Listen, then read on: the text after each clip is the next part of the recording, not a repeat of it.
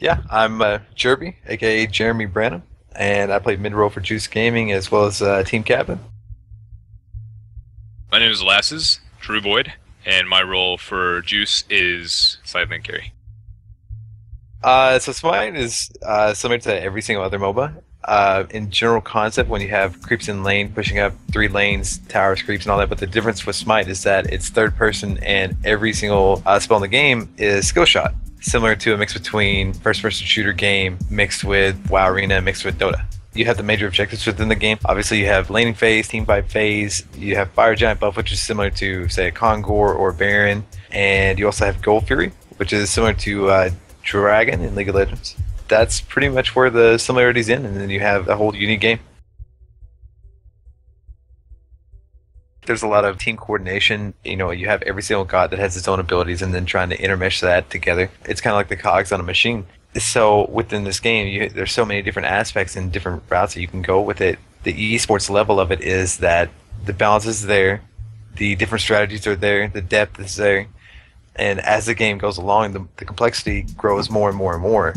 But at the same time, for the casual user, it's very easy to learn, hard to master. I'm 3,500 games in and still learning. No, actually, we all met each other on SMITE. When I first came to SMITE, I didn't know anybody, and I tried to get into the competitive scene as fast as humanly possible. I thought that SMITE would be the introductory phase, maybe the chance for me to participate in esports, since it had such an innovative idea and didn't have already established teams and whatnot. And then as we kind of went along, we were able to meet each other. It's taken 6 months now, but finally we're on the same team together. A lot of us have met through stream on Twitch. Some of us met in-game through pure circumstance of queuing with each other or against each other. Ultimately, just over a long period of time, we just became friends and ultimately decided we'd be stronger as a team, especially going into the $100,000 tournament coming up. In a lot of games, especially in early stages, you see not a lot of tried and true teams. You see a lot of team swaps, and over the past few months, there's been a lot of team swaps as people try to find their synergy, being a new team, being a new game, and all that. But when it comes to the actual competitive scene of it, at the beginning of the competitive scene, tournaments were just EP tournaments. There was no prize other than, hey, you won. Over the next couple months, and it became, okay, well, now you're going to win some gems, that you can use to buy skins, cosmetic changes, whatever the case may be. And now, as we enter into 2013, there are monthly tournaments for $1,000. Each month we compete in the monthly My Revenge tournament, and there's always tournaments that are popping up as the scene grows. So is it going to take a long time? Yeah, I think so, but it's growing, and that's all anybody can ask for. Currently, you have the set, as you said, you got your tanks, you got your support. Also, in this game, you got mage supports. At the same time, they can also be carries. There's a god called Agni. Although he can pump out some insane damage, he can also play a support role because of his AoE stun, his ability to be able to zone, his ability to babysit in the lane. I know in this game, compared to like League of Legends or Dota, if you ever played Dota, there's Crystal Maiden. You can't really play her as a carry. Normally she has to play support, go around warding, babysit your lane, etc. Like I said, in this game, you can have your support still pump out some damage so everybody feels a part of the game, not just like you're a minor role, on the team. You still get your AD carries, is just like a MOBA scene. In my opinion, this is probably the easiest MOBA to pick up on of all three, and I've played all three for a very long time. I play mid-roll. Generally, it's either a mage or a ranged AD carry, sometimes a melee AD carry, and then you have Drew plays side lane carry, which also can vary a lot whether he's playing a mage or an AD carry. And so you see a lot of more flexibility in the roles than you do most other MOBA genres, where most gods, heroes, whatever the case may be, can only have pretty much one defined role, with a few exceptions. But in SMITE, there's so much versatility in what you can do. And so the next thing is Xing is the left lane carry. Again, he does the same thing, but he more specializes in AD assassins and ranged, whereas Drew specializes more into casters and ADs. And then you have Matty Pocket and Allied, who also play support. And, generally they're going to be playing your tanks, but sometimes they're going to be playing your mages, side lane, and whatnot. So do our lanes ever swap? The personnel in each lane, so Drew and Allied, who are lane partners, will stick together. But sometimes there will be a lane swap depending on the composition from left to right in Smite at the moment, it's generally 2-1-2, and there's no dedicated jungler, so it's just purely lane buff control when it comes to the actual jungle buffs. No, but it's a little bit different in that there's not a sustained path for a jungler to maintain equal farm and experience than there is in, say, Dota, where you can stack camps, and League of Legends, where you can actually sit in jungle and then rotate around. So basically what you're doing is you're using the buffs and the gold camps to supplement your side lanes or your mid lane. Like you have your red buff, which gives you attack power, and you have your speed buff, which gives you more attack speed and movement speed. Majority of the times, they average roughly about 30 minutes. Each game does vary, of course. You know, that's what I love about this game. League of Legends, there's like always a set meta from when I played anyway. You know, you got your support, you buy your 2 wards, you do your thing, you sit in lane, you farm for about 20 minutes, and then you do your shenanigans and so on. Like in Dota, you do the same thing. You got an anti-mage up in the lane, farm, and then come to end-game and try and stomp some face. And in this game, I find it way more active because, you know, you got the 2 people in the lane. There's no designated jungle, so, you know, as earlier said, you just get those buffs and you get back in lane. So I think it's more of an aggressive game, and there can be those mistakes that can really screw you up beginning game and decide whether you end the game early, or if you have the potential to get buffs at certain times of the game. Like Fire Giant spawns at 10 minutes, which is kind of like Kongor or Roshan or, you know, Baron back in League of Legends. And whether you're set up for it at 10 minutes, or even if you have to wait till 40 minutes because you can't get a good engage to the other team, the game is just simply vary. Alcon.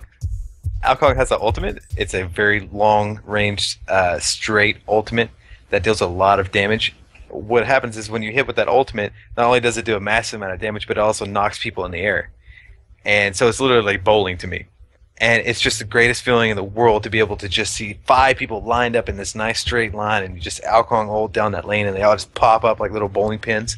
Or the best feeling is when they just fall over because they die.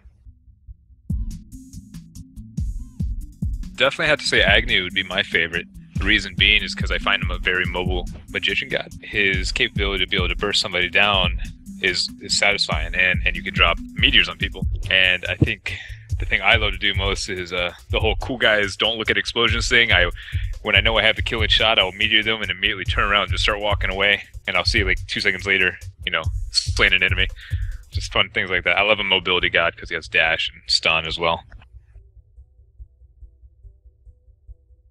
Oh, I love blowing people up. I love that burst.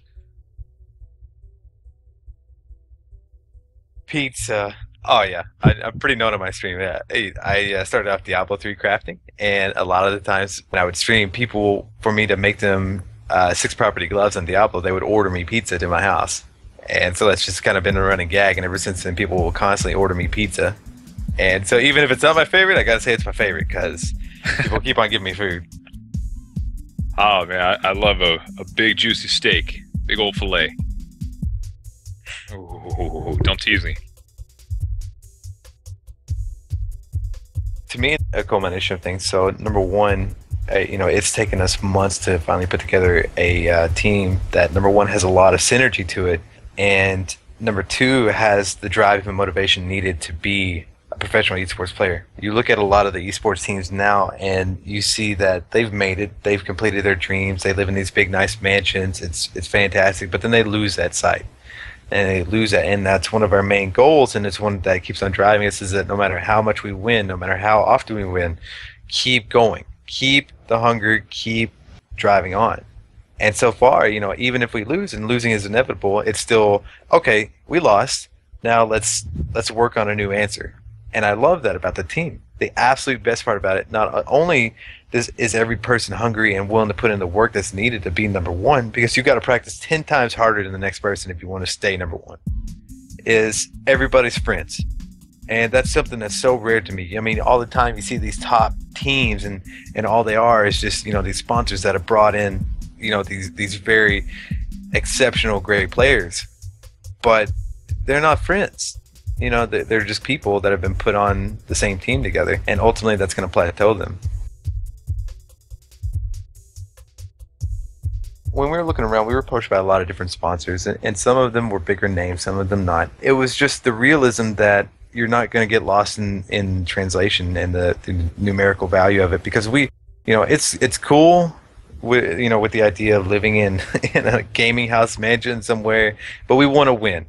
And we want to have good people backing us up. And then when we got to talking to, all the management with Root Gaming, and it just seemed like such a symbiotic relationship with good people who have good, I almost want to say moral standings on how they taking things, and they want to help us succeed as much as we want to help our sponsors succeed. And so ultimately, when we decided to go with Root, we decided to go for somebody who has a little bit of honor to him, who wants the win and not just the money. It's been good to us, man. There's been a lot of good names, that have came and gone through the Juice Gaming, and they've all helped us get to this point. So it's kind of that leaving that nostalgia behind. But we're optimistic. We're moving towards bigger and better things, and hopefully we can do 10 times the amount of accomplishments that we did under Juice now under Root. We're super excited having finally found a sponsor to back us up as we continue our goal of becoming true esports players, and we think we found a really good family in Root to help us realize that dream.